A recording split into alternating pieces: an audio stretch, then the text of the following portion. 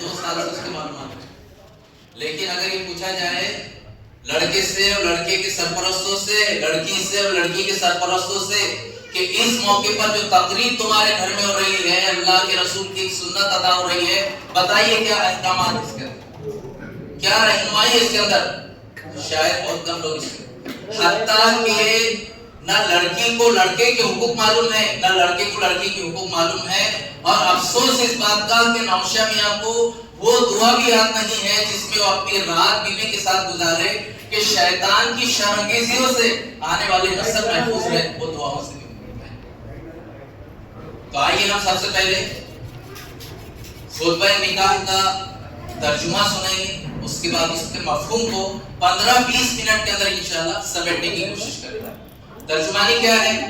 یا ایھا الناس، اے لوگوں، اے دھرتی پر بسنے والے انسانوں، اپنے رب سے ڈرتے ہوئے زندگی گزارو، اس کا تقوی اختیار کرو جس نے تم کو ایک جان سے پیدا کیا، اسی سے اس کا جوڑا بنایا اور ان دونوں کے ملاپ سے بہت سے مردوں اور عورتوں کو پیدا ہے. ڈرو اللہ سے جس کا واسطہ دے کر تم ایک دوسرے سے اپنے حق کا مطالبہ کرتے ہو، اور ہاں رشتہ داری کا پاس اور لحاظ رکھنا، کھیل تماشا نہیں ہے. واتقوا اللہ الذی تساءلون بہ والارحام، رشتہ داری کا پاس اور لحاظ رکھنا، کوئی دیکھے نہ دیکھے. ان اللہ کان علیکم رقیبا، اللہ تمہارے اوپر نگراں ہے، تمہاری واچ کر رہا ہے. تم ظاہر میں کیا ہو اور باطن میں کیا ہو، اور تمہاری زبان میں کیا اور تمہارے دل کے اندر کیا خیالات پیدا ہو رہے ہیں. انہ علیم بذات الصدور، وہ رب تمہاری رگ جان سے زیادہ قریب ہے اور تم سے پوری طرح واقف. تو رشتہ داری کا خیال رکھنا. دوسری آیت، اے ایمان والو اللہ کا تقوی اختیار کرو جیسا کہ اس کا حق ہے، اور تمہیں موت نہ آئے مگر اس حال میں آئے کہ مرتے وقت بھی تم اللہ کے مطیع مسلم فرمانبردار بنو. مسجد کی چاردیواری ہی میں تقوی کافی نہیں ہے، مرتے دم تک اور موت کسی بھی وقت آ سکتی ہے. تو تم مسجد کی چاردیواری میں ہو، مارکیٹ میں ہو، سیاست میں ہو، معاملات کے اندر ہو، کھیتی باڑی میں ہو، مزدوری میں ہو، ہر وقت تقوی اختیار کرو یہاں تک کہ موت آ جائے. تیسری آیت، اے ایمان والو اللہ کا تقوی اختیار کرو، جچی تلی صاف ستھری بات کہو، لپڑ لپی والی بات مت کرو، مکاری اور عیاری والی باتیں مت کرنا. کیسے؟ نہیں کچھ لینا دینا نہیں، بس سادہ سیدھا کر لیں. پھر ایک قدم اور بات، شادی قریب آ گئی نا، تو تم نے جو دیا ہمنا، ہم نے جو دیا ہمنا، کوئی بات نہیں ہے. پھر اور شادی قریب آ گئی، ہمیں تو کچھ نہیں ہونا، وہ تو تمہارا اپنا بچی کو دے لینا تم. تو پھر اس کو ساگوان کا پلنگ چاہیے، پھر کپاٹ چاہیے، فریج چاہیے، یہ چاہیے، کچھ ہمارا مطالبہ نہیں. اور دیکھیے کہ ایک دن باقی رہ گیا تو پھر سونے کا انگوٹھی بھی چاہیے اور پھر موٹر سائیکل بھی چاہیے. اتنا ذلیل ہوتا، اتنا گرتا گرتا کہ زمین پر ناک رگڑنا شروع کر دیتا یہ انٹرنیشنل فقیر. تو شروعات کیا ہوئی تھی رشتے کے ٹائم میں؟ کچھ لینا دینا نہیں ہے، تم نے دیا امنا، ہم نے دیا امنا. اور مکار اور عیار جیسی اسی تاریخ قریب آتی ہے اپنی ناک کو زمین پر رگڑنا شروع کر دیتا ہے. اگر اسلامی حکومت ہو تو ایسے لوگوں کو اریسٹ کر کے چمڑے کے کوڑوں کی برسات کی جائے گی جنہوں نے شادی کو کاروبار، دھندا اور بزنس بنا کے رکھا. اس لیے فرمایا جا رہا ہے خطبہ نکاح سمجھنا چاہیے. بات جچی تولی اور صاف ستھری کہنا، جو زبان میں وہی دل میں ہونا، جو دل میں وہ زبان پہ آنا. بے شک اللہ تمہیں دیکھ رہا ہے. وَمَن يُطِعِ اللَّهَ وَرَسُولَهُ، اور جو اللہ اور اس کے رسول کی اطاعت کرے گا بڑی کامیابی سے ہوگی. پھر فرمایا کہ نکاح میری سنت ہے، جس کو میری سنت سے اعراض ہے اس کا مجھ سے کوئی تعلق. اور پھر فرمایا کہ دنیا کی تمام نعمتوں میں بہترین نعمت نیک عورت کا بھی ہے. اب یہ جو تینوں آیتیں میرے سامنے پڑھی گئی خطبہ نکاح کی، اور ابھی ہم سنیں گے کچھ ہی دیر میں، تو تینوں آیتوں کے اندر جو چیز کو بار بار پیش کیا جا رہا ہے، ہائی لائٹ کیا جا رہا ہے، وہ کیا ہے؟ اتقوا اللہ، اللہ کا تقوی اختیار کرو. کیا بات ہے اسی کی تینوں آیتوں میں اتقوا اللہ کہا جا رہا ہے. یہ تقوی کیا ہے؟ یہ لمبے چوڑے جبے کا نام تقوی ہے؟ یہ داڑھی ٹوپی کا نام تقوی ہے؟ یہ مسجد کے کونے میں اللہ اللہ کرنے کا نام تقوی ہے؟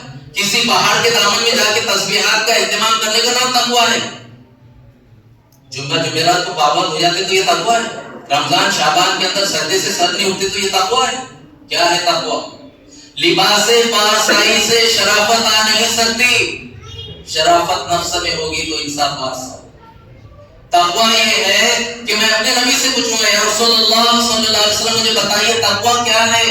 لوگوں نے تو لمبے چوڑے لباسوں کو، رومالوں کو، ٹوپیوں کو تقویٰ سمجھا. آپ بتائیے میرے نبی محترم.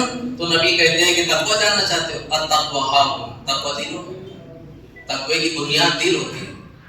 تمہارے جسم کے اندر ایک گوشتوں کا ٹکڑا ہے، میرے آپ کے نبی نے فرمایا اگر وہ سدھر گیا تو تمہارا پورا بدن سدھر گیا. وہی فسدت کلھا، لیکن وہ بگڑ گیا تمہارا پوری باڈی بگڑ گئی. اللہ کان کھول کے سن لو، کیا ہے وہ گوشت کا ٹکڑا لوتھڑا؟ اللہ وہی القلب، وہ دل. کل قیامت کے دن جب تمہیں قبروں سے نکالا جائے گا، تمہاری خوبصورتی، تمہاری جسامت، تمہارے کٹ، تمہارے ناک نقشے نہیں دیکھے جائیں گے.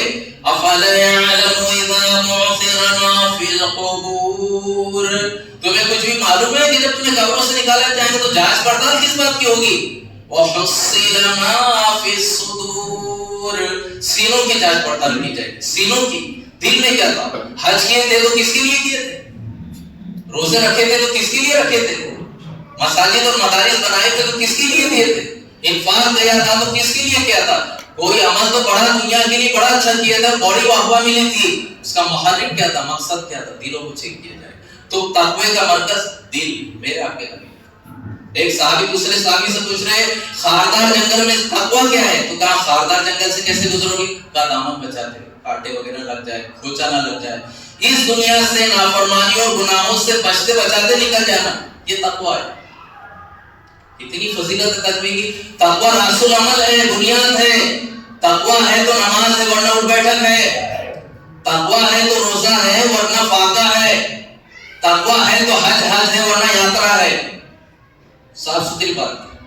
کسی بھی چیز کے پیچھے دیکھا جائے گا کہ تقوی للہیت اس کے اندر ہے کہ نہیں، اللہ کی حضوری اس کے اندر ہے کہ نہیں. جبھی تو اس کی اتنی فضیلت بیان کی گئی. کیا کہ وَلَوْ أَنَّ أَهْلَ الْقُرَىٰ آمَنُوا وَاتَّقَوْا لَفَتَحْنَا عَلَيْهِمْ بَرَكَاتٍ مِّنَ السَّمَاءِ وَالْأَرْضِ. اس نے بندش کر دیا، اس نے بندش کر دیا، کاروبار ٹھپ ہو گئے، بچے نہیں ہو رہے، اپنے ایمان کو درست کر. قرآن کہہ رہا ہے کہ بستیوں کے لوگ اگر ایمان لاتے اور تقوی سے اپنی زندگی کو آراستہ کرتے، آسمان کے دروازے رزق کے ان کے لیے کھول دیتے. تقوی کیا ہے؟ وَمَن يَتَّقِ اللَّهَ يَجْعَلْ لَهُ مَخْرَجًا. جو اللہ کا تقوی اختیار کرے گا، اللہ تنگی میں اس کے لیے، ناممکنات میں ممکنات کے دروازے اللہ اس کے لیے. وَمَن يَتَّقِ اللَّهَ يُكَفِّرْ عَنْهُ سَيِّئَاتِهِ وَيُعْظِمْ لَهُ أَجْرًا. جو اللہ کا تقوی اختیار کرے گا، اتنی بڑی فضیلت کہ اللہ اس کے گناہوں کو معافی نہیں کرے گا، کفارہ کر دے گا اور اس کے درجات کو بلند فرمائے گا. إِنَّهُ مَن يَتَّقِ وَيَصْبِرْ فَإِنَّ ذَلِكَ مِنْ عَزْمِ الْأُمُورِ. جس نے تقوی اختیار کرا اور صبر کر لیا، اس نے بڑے اونچے اعمال کر لیا جو اللہ تعالیٰ کو پسند ہے. میں تو سمجھتا ہوں مجھے تقوی کی ضرورت نہیں، کیونکہ میں پارسا ہے نا. میں نے اپنے ظاہر کو اتنا بنا لیا، اتنا سوال لیا کہ بس مجھے لوگوں سے سند چاہیے اپنے تقوی کی اور اپنی پاک بازی کی. لیکن امام الانبیاء تاجدار حرم حضرت محمد صلی اللہ علیہ وسلم تقوی کے لیے، جبکہ آپ سے بڑھ کے دنیا میں تقوی کا معیار کیا ہوتا ہے کہ وہ نبی جس کو پوری انسانیت کی اصلاح کے لیے جس کا انتخاب کیا گیا، جو مجتبی ہے اور جو مصطفیٰ ہے، انہیں کیا تقوی کی ضرورت ہے؟ لیکن آپ کیا کہہ رہے ہیں؟ اللہم انی اسألک الہدی والتقی والعفاف والغنی. یا اللہ میں آپ سے سوال کرتا ہوں ہدایت، پاک دامنی اور تقوی کے تعلق سے. یہ میرے نبی کی دعا ہے. اللہم آتی نفسی تقواہا. اللہ میرے نفسوں کو تقوی عطا فرمانا اور اس کا تزکیہ فرمانا، کیونکہ آپ سے بہتر بھی کوئی تزکیہ کر سکتا ہے مولا کریم. تو جب دل سدھرتے ہیں تو اعمال سدھرتے ہیں، دل سدھرتے ہیں تو دعاؤں میں تاثیر پیدا ہوتی ہے، دل سدھرتے ہیں تو عبادتیں پھر فرش سے عرش کا سفر کرتی ہے. سوال ہی پیدا ہوتا ہے کہ شادی یا شادمانی کا نام ہے، خوشی کا نام ہے، ارمان نکالنے کا نام ہے. یہاں کے تقوی ہے، یہاں کے تقوی ہے. آپ کو معلوم ہونا چاہیے کہ اسلام مکمل نظام حیات ہے. زندگی کے ہر شعبے میں ہماری رہنمائی کرتا ہے. غم کی بھی ایک خط بتاتا ہے، خوشی کی بھی ایک خط بتاتا ہے. نہ آپ غم میں حد سے آگے بڑھ سکتے ہیں نہ خوشی میں. ابھی غم ہوا، شیخ ناصر کا انتقال ہوا، تاریخ 22 دسمبر کی طے تھی، تو پھر تاریخ چینج کر دینا اور کئی مہینے اس کو بڑھا دینا اور سبھی لوگوں کو پریشانی میں ڈال دینا. نہیں، 3 دن سے زیادہ غم نہیں منایا گیا. اور سوائے بیوی کے جو 4 مہینے 10 دن عدت گزارے گی اس کے علاوہ کچھ بھی نہیں.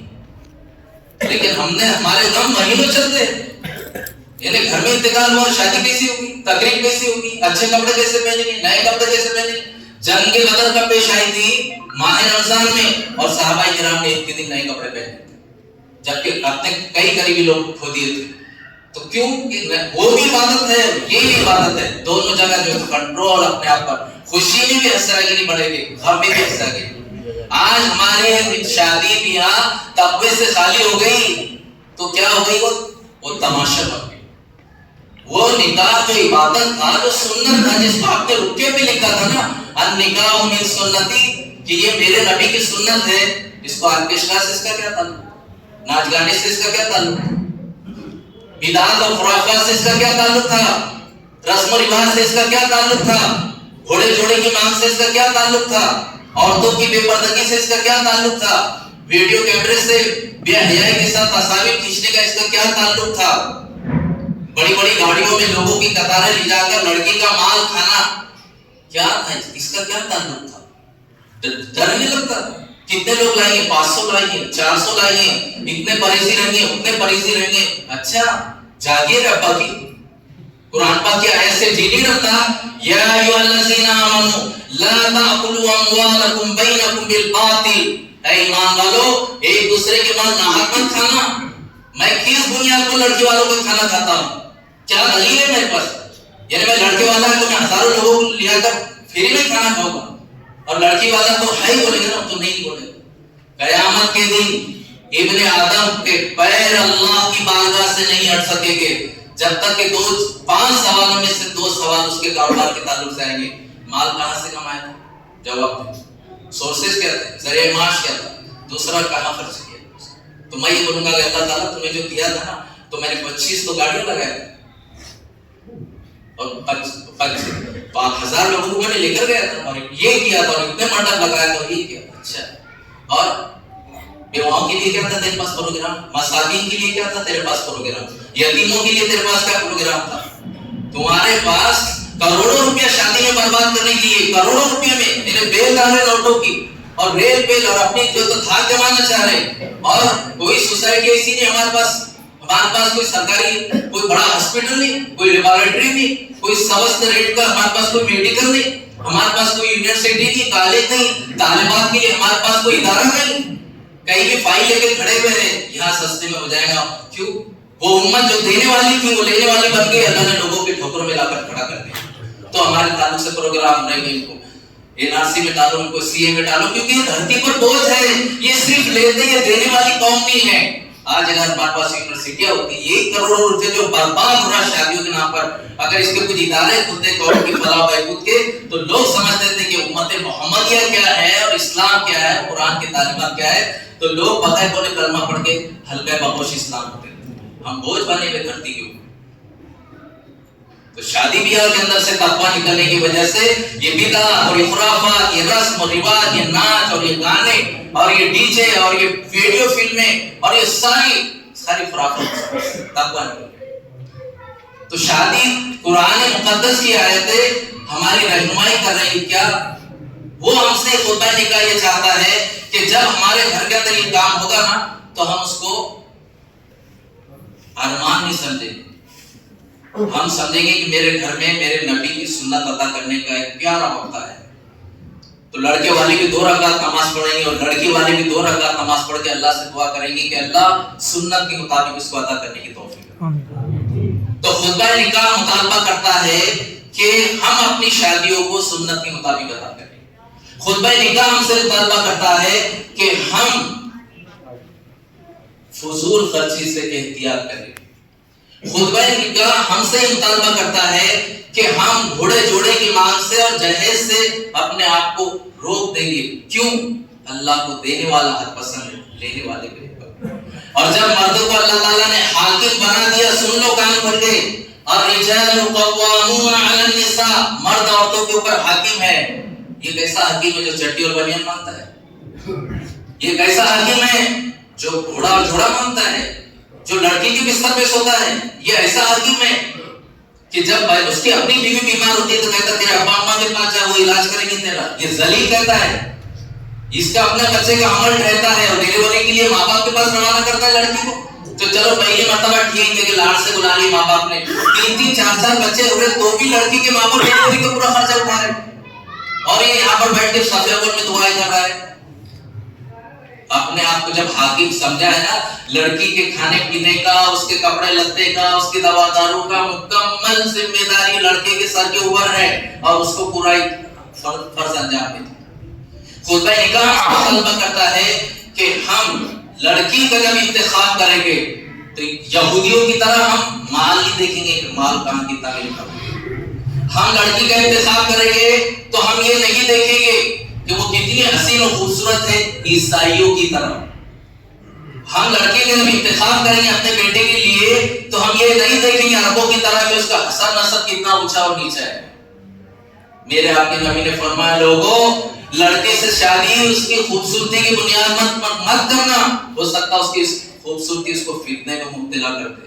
اور لڑکے سے شادی اس کی دولت کی بنیاد پر مت کرنا، ہو سکتا اس کی دولت اس کو جو تو فخر و غرور کا شکار کر دے. ہاں لڑکی سے اگر شادی کرنا ہے میری امت کے لوگوں دینداری کو ترجیح دے. اور سنو، ایک کالے رنگ کی لونڈی والعامۃ السوداء ذات دین، ایک کالے رنگ کی لونڈی جو دیندار ہو اللہ کے نزدیک خاندانی خوبصورت بے دین عورت سے کہیں زیادہ بہتر. آپ زمین لے رہے ہیں نا، آپ کے پاس بجٹ آئے تو آپ پتھریلی زمین لیں گے، آپ بنجر زمین لیں گے؟ نہیں، آپ پاکیز زمین لیں گے، آپ کالی زمین لیں گے. کیونکہ آپ کو پیداوار کا سلسلہ بڑھانا ہے. تو اسی طرح آپ کے گھر میں جو لڑکی آ گئی اگر وہ نیک ہوگی تو اللہ تعالیٰ اس کی کوکھ سے جو فصل دے گا ہو سکتا ہو آپ کے گھر میں اس کی وجہ سے خیر و برکت آ جائے. وہ ایسی فصل لائے بیٹے اور بیٹیوں کی صورت میں جو دین کے دائی اور شہدائی بن کے دنیا میں آئے اور آپ برگوں کے پیچھے پڑے رہے اور وہ آپ کے لیے دعائیں مانگتے رہے.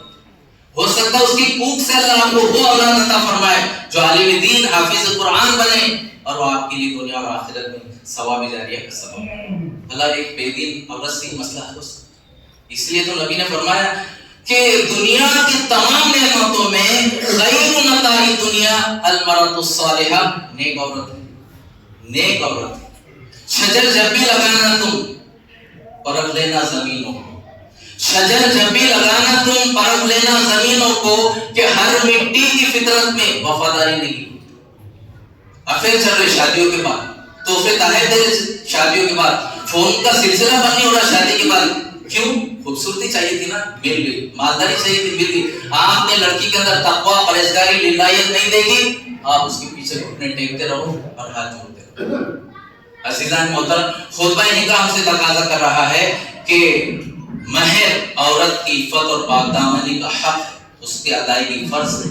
وَآتُوا النِّسَاءَ صَدُقَاتِهِنَّ نِحْلَةً، عورتوں کے مہر خوش دلی کے ساتھ ادا کرتے. یہ جو واٹس ایپ پر جو دینداری چل رہی نا، وہ لڑکی اس کے ساتھ کینٹین میں چائے پی رہی تھی، وہ لڑکی پلیٹ فارم پر اس کے ساتھ بات کر رہی تھی، وہ بوسو کنار کر رہے تھے، وہ اس کے ساتھ فرار ہو گئی، وہ غیر مسلم بن گئی، وہ مرتد ہو گئی. یہ دکھڑے بند کرو اور یہ بے شرمی کے کام بند کرو. قرآن نے کہا کہ اس قسم کی چیزیں تمہیں نظر آئے تو اس کو ڈھانپو اور سمجھاؤ. فحش کاموں کا اشتہار مت کرو. لیکن ہم اس کے سد باب کے لیے کچھ کوشش نہیں کر رہے. ہم ایک کے پاس آ رہا 100 کے پاس دے رہے 100 1000 تک پہنچا رہا. قرآن کی آیت کی صریح خلاف ورزی کرنا کیا ہے؟ کرنا ہے مجھے کہ یہ جو آگ در و دیوار تک پہنچ چکی ہے، یہ مرتد ہونے کی، یہ بے دین ہونے کی لڑکیوں کو، میرا اپنا یہ فریضہ ہے کہ میں نکاح کو اتنا آسان کر دوں کہ آپ چند لوگ آئیے اور ہم چند لوگ آئیں گے جمعہ کے اندر خطبہ. دیکھیے آپ کوشش کیجیے، آپ سے اللہ تعالیٰ آپ کی کوشش دیکھے گا. یہ نہیں پوچھے گا کہ آپ نے کتنے لوگوں کو واٹس ایپ پر فارورڈ کیا. کوشش دیکھی جائے. وَأَلَّيْسَ لِلْإِنسَانِ إِلَّا مَا سَعَى، انسان کے لیے وہی کچھ جس نے اس کی کوشش کی. وَأَنَّ سَعْيَهُ سَوْفَ يُرَى، اور قریب اس کی کوشش کو ہم چیک کریں گے اس نے اپنی حد تک اس آگ کو بجھانے کے لیے کتنی کوشش کی. ایک وقت تھے ہمارے اسلاف تھے، ہمارے اکابر تھے کہ سینکڑوں لوگ ان کے اخلاق، کردار، معاملات کو دیکھ کے کلمہ توحید پڑھ کے ہلکے بگوش اسلام ہوتے. اور آج بات یہاں تک پہنچ چکی ہے کہ میرے اپنے گھرانوں سے، میرے اپنے خاندان اور سوسائٹی سے لڑکیاں نہ صرف راہ فرار اختیار کر رہی ہے، مرتد ہو رہی, بے دین ہو رہی, دین مصطفیٰ کو پیٹ دکھا رہی, ایک ناجائز آنے والی نسل کا وہ بنیاد بن رہی ہے, اور میں ہاتھ پر ہاتھ دھرے بیٹھے ہوں. منظر دیکھیں, شاعر کہتا ہے کہ ہاتھ پر ہاتھ دھرے بیٹھے رہو گے کب تک, مکڑیاں ادھر آئی ہیں قلم دانوں میں, باطل تب بھی منظم کوشش میں لگا ہوا ہے, میں کیا کر رہا ہوں باعث امت محمدی. ہاتھ پر ہاتھ دھرے بیٹھے رہو گے کب تک, مکڑیاں اتر آئی ہیں قلم دانوں میں, اور شہر کے ملک کے حالات سے باخبر رہنا یارو, ماچس سے بانٹ رہا ہے کوئی شیطان. چاہتے ہیں کہ یہ ایمان پر خاتمہ ہو میرا, میرے خاندان کا, میری نسلوں کا, اور کل میں اللہ کے پکڑ سے بچ سکوں. آج ہی سے مجھے اس کی ستباب کے لیے پریکٹیکل عملاً کوشش کرنا ہے جتنا مجھ سے ہو سکتا, تاکہ کل میں وہاں کی پکڑ سے چھوٹ سکوں, جہاں نہ کوئی ووٹ ہوگی, جہاں نہ کوئی سفارش ہوگی, نہ کوئی لگے وسیلے چلے گے. تو یہ خطبہ نکاح ابھی آپ کے سامنے پڑھا جائے گا. اس کا ایسا ایک ہلکا سا مفہوم تھا, بات بڑی اچھی تھی اور بڑی اچھی بھی لگی, لیکن وہی رفتار بے ڈھنگی جو پہلے تھی اور اب بھی تھی. صحابہ کرام کا معاملہ ایسا نہیں تھا. صحابہ کرام کے سامنے جب کوئی ایک آیت آ جاتی تھی, ان کے سامنے جب کوئی حدیث آتی تھی, بس ان کو جھنجھوڑ کے رکھ دیتی تھی اور وہ بدل جاتی تھی. دو ہی مثالیں, کتنی اطاعت تھی. نبی کریم صلی اللہ علیہ وسلم خطبہ دے رہے ہیں, اور ایک صحابی عبداللہ بن رواحہ چوٹی کے صحابی ہے, وہ دروازے میں رہے جوتے چپل کی جگہ, تو آپ نے مسجد کے اندر فرمایا صحابی سے بیٹھ جاؤ, اور وہ صحابی ادھر جوتے چپل کی جگہ پر بیٹھ. نبی کریم نے دوران خطبہ فرمایا, عبداللہ میں نے تم سے نہیں کہا, میں نے یہ شخص سے کہا تم وہاں پہ بیٹھ گئے. کہا آپ نے کس سے کہا, مجھے کیا, میرے کانوں میں وقت سے نبی کی آواز آئی بیٹھ جاؤ, بیٹھ جاؤ. کس سے کہا, مجھے کیا, بیٹھ جاؤ. اور پھر اس شخص کو دیکھیے کہ محفل میں تشریف لائے, اور وقت کے رسول کی نظر اس کے انگوٹھی پر پڑ گئی جو سونے کی تھی. آپ نے فرمایا, نوجوان تمہیں نہیں معلوم ہے کہ میری امت کے مردوں پر سونا اور ریشم حرام ہے, لا کرو. دیکھو آپ کا چہرہ بدل گیا ادھر, اور ہماری تو شادی نہیں ہوئی سونے کی انگوٹھی کے اوپر, سال بھر ٹارچر کرے, تیرے ابا نے انگوٹھی لی تھی, تیرے اما نے انگوٹھی لی. آپ نے فرمایا انگوٹھی لاؤ, اور وہ انگوٹھی لے کے حضور نے نفرت محفل ختم ہو گئی. اب اس سے کہا جائے, اس کے دوست نے نوجوان سے انگوٹھی اٹھا, یعنی حضور نے اس کو پھینک دیا. ارے بھائی آپ کو منع کیا پہننے سے, آپ مرد ہے, اس کو توڑ کے گھر میں خواتین کے لیے کوئی زیور بنا. نوجوان کہتا ہے کہ جس چیز کو میرے نبی نے نفرت اور حقارت سے پھینک دیا, لینا تو کیا, اس کی طرف دیکھنا بھی غلط ہے. وَمَن يُطِعِ اللَّهَ وَرَسُولَهُ فَقَدْ فَازَ فَوْزًا عَظِيمًا. جو کوئی بھی اللہ اور اس کے رسول کی اطاعت کرے گا, دنیا ہو یا آخرت, بڑی کامیابی سے ہمکنار ہوگا, پھر وہ لوگوں کے قدموں میں روندہ نہیں جائے گا. اللہ تعالیٰ سے دعا ہے کہ اللہ تعالیٰ ہمیں زندگی کے ہر شعبے میں اسلام کے مطابق زندگی گزارنے کی توفیق عطا فرما, نکاح کو سنت کے مطابق انجام دینے کی توفیق عطا فرما. اللہ تعالیٰ نوجوانوں کے اندر وہ حوصلہ, وہ ہمت, وہ عزم و توکل عطا فرما کہ جب بھی وہ اپنی ازدواجی زندگی کی شروعات کرے, کسی پر لچائی کی نظر نہ رکھتے ہوئے توکل اللہ کے ساتھ اپنا قدم اٹھائے. اللہ تعالیٰ سے دعا ہے کہ اللہ تعالیٰ مرحوم شیخ ناصر کی مغفرت فرما, اللہ ان کی درجات کو بلند فرما, آخرت کی منزل آسان فرما, اور اللہ تمام مرحومین کی مغفرت فرما, اور ان کے پسماندگان کو صبر جمیل عطا فرما. واخر دعوانا ان الحمد للہ رب العالمین.